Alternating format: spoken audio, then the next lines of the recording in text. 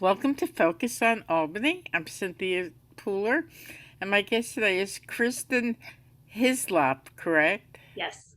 And Kristen is one of the organizers of, the chief organizers, I should say, of the Freihofer's Run for Women. And we're going to talk about the Freihofer's Run, plus, we're going to talk a little bit about the history of the event. So, Kristen, it's been going on for a number of years, right? Right. Yep. And this is the 44th year. Wow. So yeah, Wow. it's pretty impressive, right? To think that there's been a race around that long. And if you think about the changes in women's running over the course of those years, it's pretty monumental. So, the Freihofer's Run was like the first exclusive women's meet, correct? It was. There's one in New York City. The New York Roadrunners puts it on, and it's gone through a number of different names. When I got out of college, it was called the Legs Mini Marathon. It's called Mm-hmm. the New York Mini Marathon now, and it's a 10K, and it's all women. So that started. It celebrated 50 this year. Oh, Um, wow. but yeah, but so the Freihofers is really it's the oldest all women's 5K. Wow. So, can you tell us a little bit about the evolution of the event?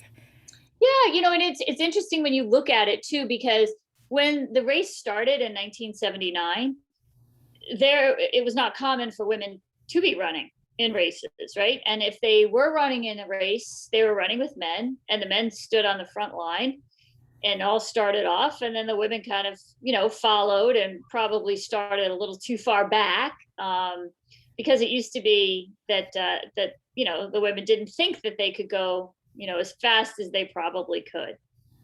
So it was very unique to have the opportunity for women to be right up on that start line and have the roads to themselves. And we had that comment many times from a lot of the athletes, especially from international athletes, of how amazing it was to have the roads shut down for women. um, so it started, it was very competitive. It was a USA Track and Field, which is the governing body for the sport. It was a national championship for years. It became a silver level IAAF, which is World Athletics event. Then we went back to being a US focused event, but it really has quite an illustrious history.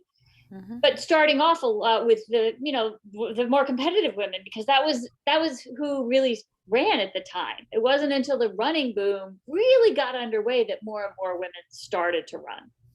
So, who came up with the idea? It was back with George Regan. Okay. Mm-hmm. Yep. Okay. Yeah, and he put his heart and soul into it for years Right. to build it into a national and then an international event. And he's also instrumental in the turkey trot in Troy on Thanksgiving, right? Right, exactly. Yep. Yeah, two So, of the bigger races in the area. and so the first couple of years, what was the participation like? Oh, that's a good question. I could probably look up and see exactly how many there were in the first couple of years. Um, because, again, there weren't as many women running at the time. Right. Um, so my guess is it was, under 100. Wow. Mm-hmm. And again, Wow. because it was really those women who, maybe they had run in high school. Mm-hmm. But they were the ones at that time, people running the races, road races in the area. They were really out doing it on a regular basis. It was not, one of those kind of weekend things that people signed up and Mm-hmm. and jumped into a 5K like you can today. There weren't that same number of events. I mean, even in New York City, there were limited events, and almost all of them were put on by the New York Roadrunners Club. Mm-hmm. So now it got to the point with running where there were a lot of nonprofits who started events, and so that's when you really started to see the growth of events. And they kept growing until the mid 90s, and that was probably still really the heyday of road races. And Mm-hmm. of course, our goal now is to bring it back after the pandemic to Right. those real So high would you levels of participation. Would you say the first couple of races there were basically local ladies that did it? Actually, no, they really were. So in that, so when a race first started, it was a 10K, and Wow. um, and a gal from Middlebury College was the winner. But that year it was like people from Massachusetts and Washington, and then some local people as well. So it really wasn't all local Okay. right away, because again, these women didn't have as many choices, and so they would fly in. So the first couple of years, it was probably most of the field was more local, but it really quickly started gathering people from other areas. So has the race inspired ladies who do the Freiheifers every year to just continue running as a fitness activity? Do you think that that has been the benefit of Freihofer's run?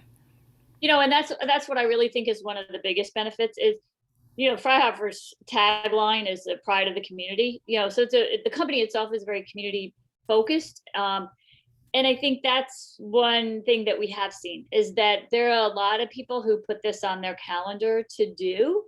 And so it becomes a goal. It's like, oh, I know I'm going to do Freihofer, so I really should get out and do something. And I should think about working out.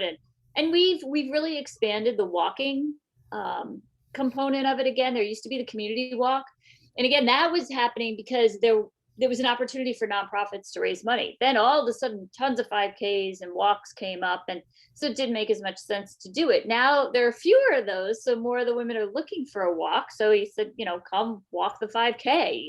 We Hmm. want, that's our big focus, is keeping women active. Having that focus on health and fitness. And that was one of the big reasons that the training challenge started. So the training challenge is in its 12th year this year, and that's an 11-week program that takes women potentially from the couch to 3.1 miles, or maybe they've already been running and they want to get faster, or maybe they've been doing a run walk program and they want to run, or maybe they've been walking and they want to start a run walk program.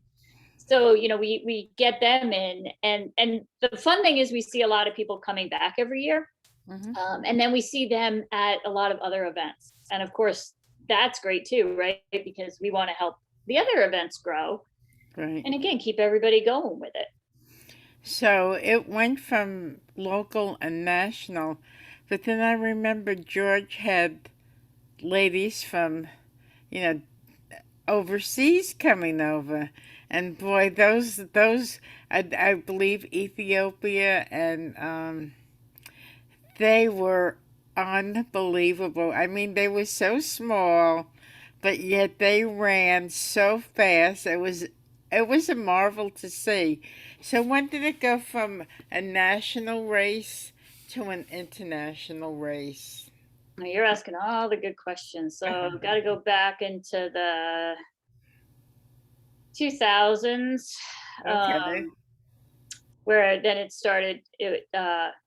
So Emily Chibet came over in 2010, and won, and she set the course record at the time. So Which that's was the what? What was her time? 1512. Oh boy. What's interesting though, that now though we've got a couple athletes who are coming in this year who are at the 1520, 1530 mark. Mm-hmm. So pretty exciting that that's their personal record Mm-hmm. time. So there's a lot of, and I would call these athletes, they're kind of the next ones. You don't read about them in the press necessarily yet. But that's the other neat thing about Freihoffers is a lot of times we've had those women who came and raced at the Freihoffers Run for Women, and then in a year or two, they're going to the Olympics, or they're winning, New York City Marathon, or the Boston, they're top 5 in the Boston Marathon, and Mm-hmm. so it's a great event to help support the women running, and it was international, which is great for women's running and highlighting some of that talent. But there's also so much talent in our local area and Mm-hmm. in the US. And so it's kind of nice that now we've pulled it back Mm-hmm. to say, let's reward these women.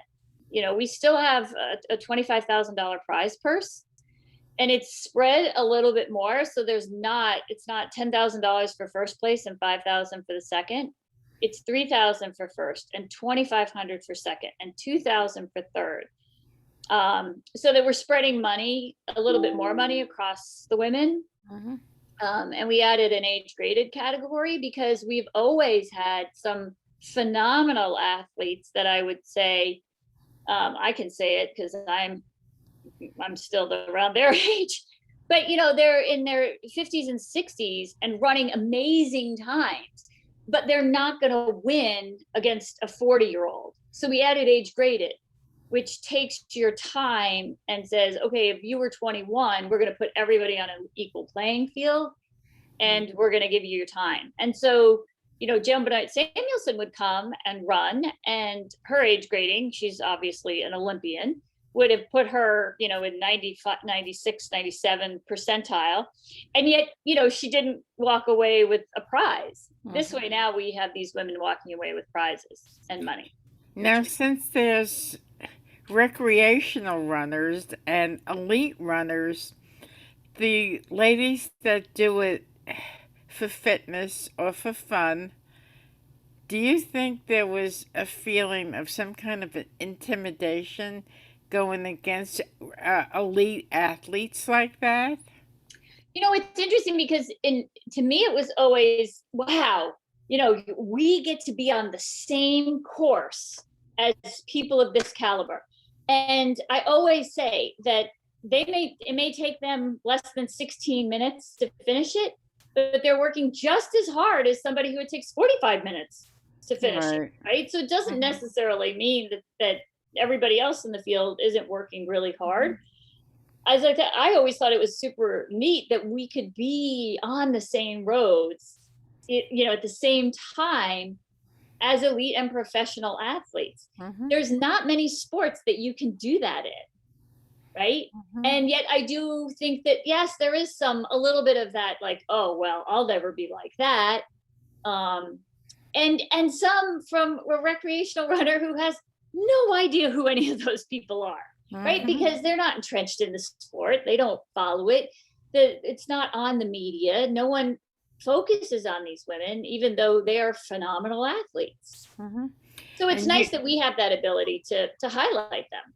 You have like a training program before the event, right? Yeah, that's the training challenge. Yeah, tell us a little bit about that. Yeah, so it turned 12 this year, and it started off as a basic program. It was started with a run walk, and then it extends the amount of time that you spend running and decreases the amount of time you spend walking, and then moves you into running 3.1 miles, 5K.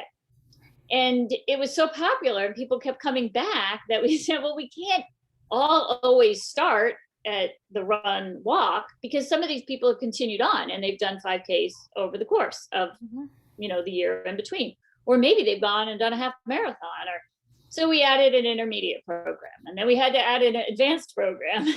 And so we carried on with those for a few years, and then this year we noticed that there were a lot of women who were embracing the run walk program.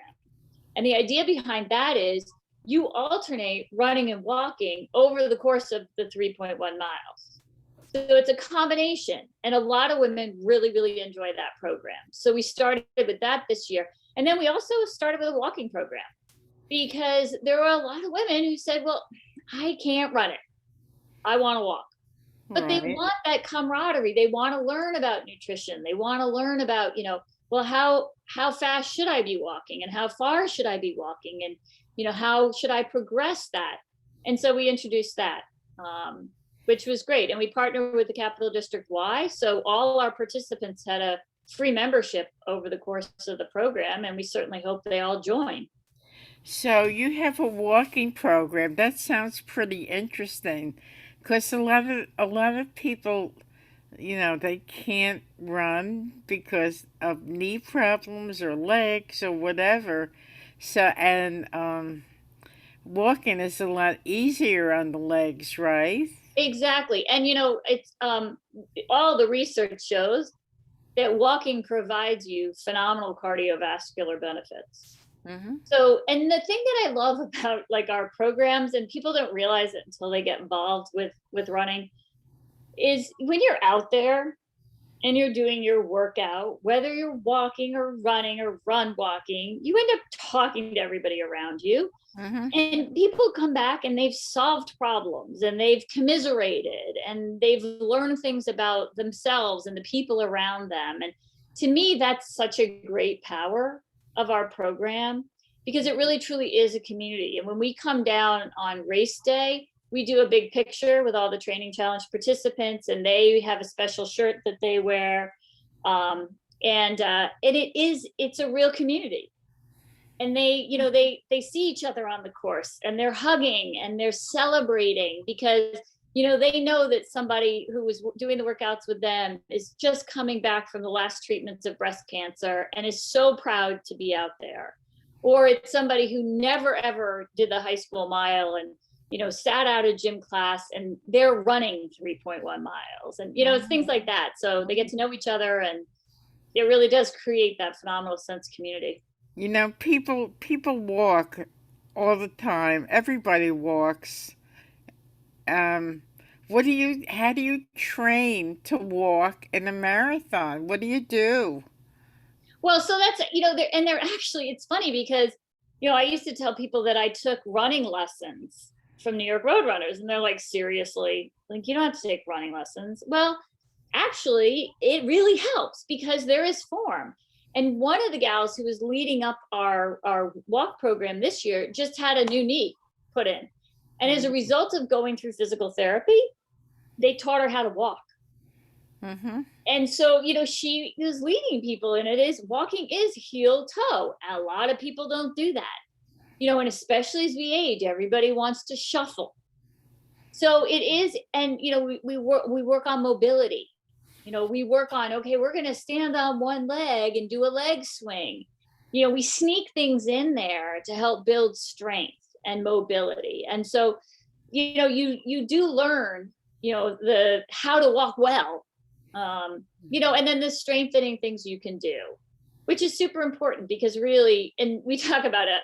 I personally do a lot of research on women and women's health and how do we stay strong. And women need to be doing more. They need to be out walking. They need to be doing strength training, because we start losing muscle mass after the age of 30. If we're not doing something to bring it back, God forbid you get sick.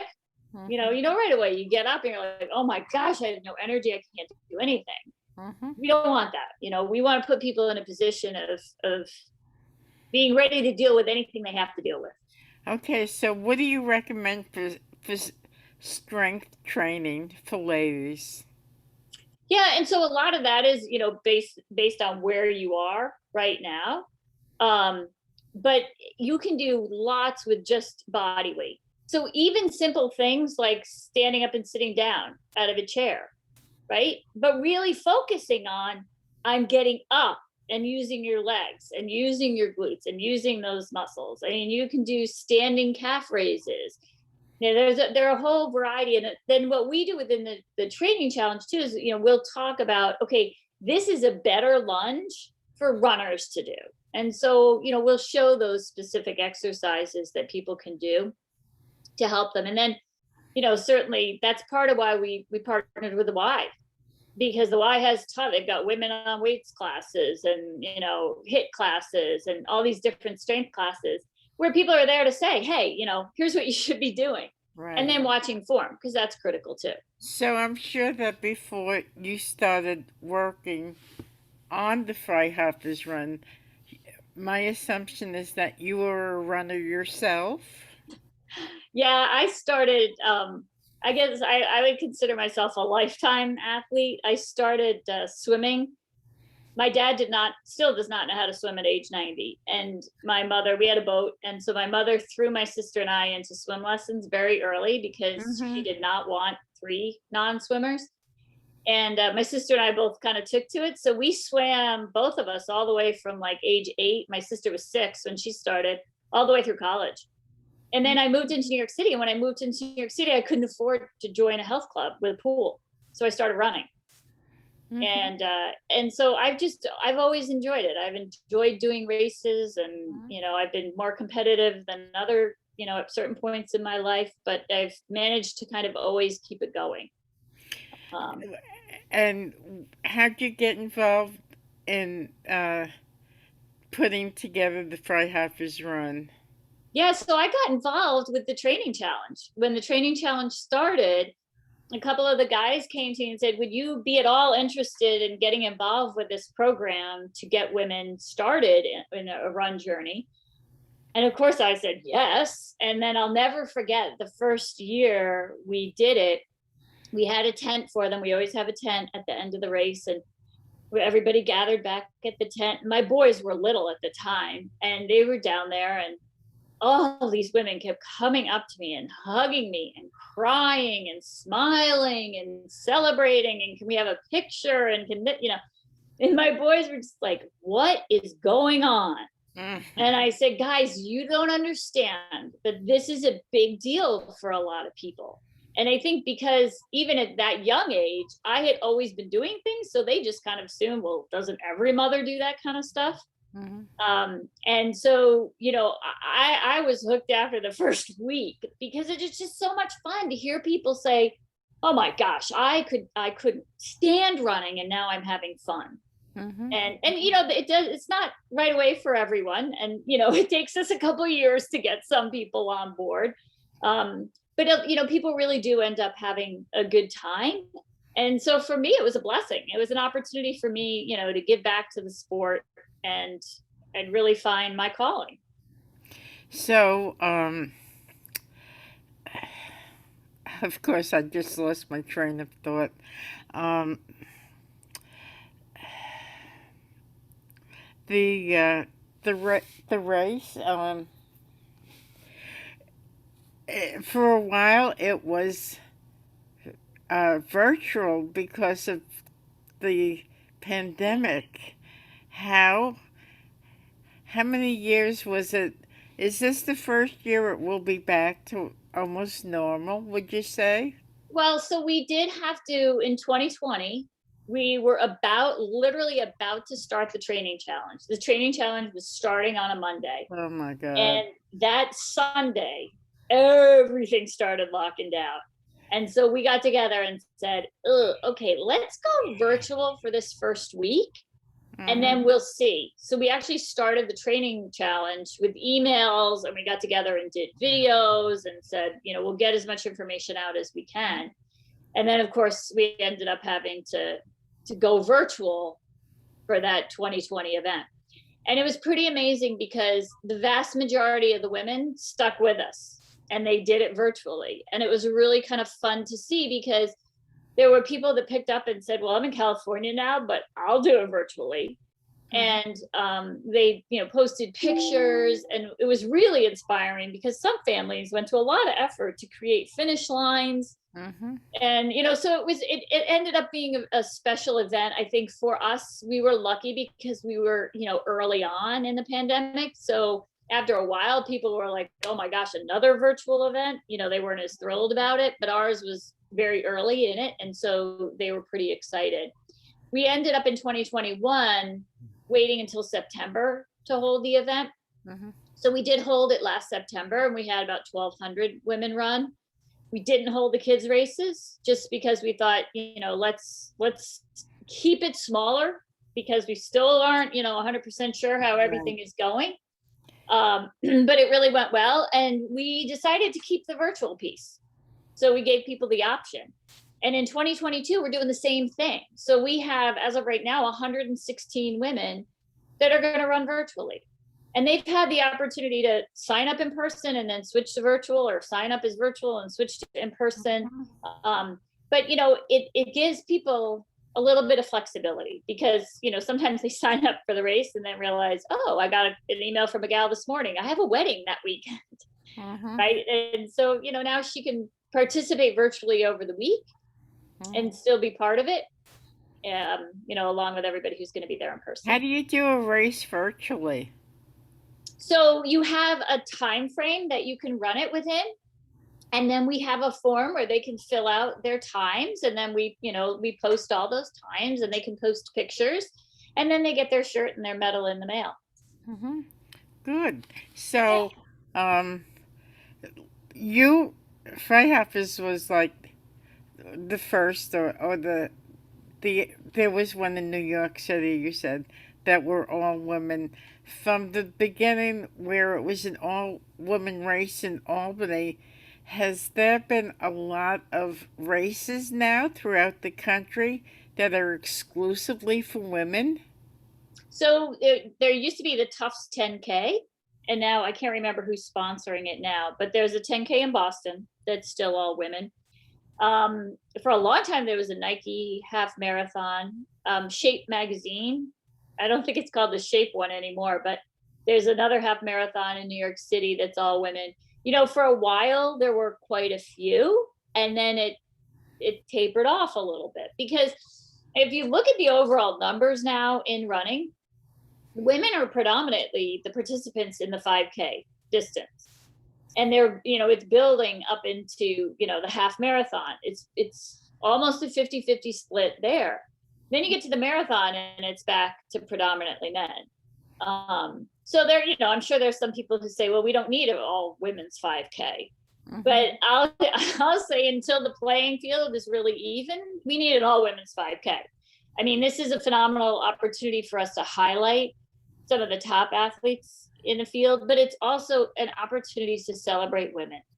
And it's extremely empowering when you just have women out there going through something tough all together, and the celebrations, and it is an event like no other.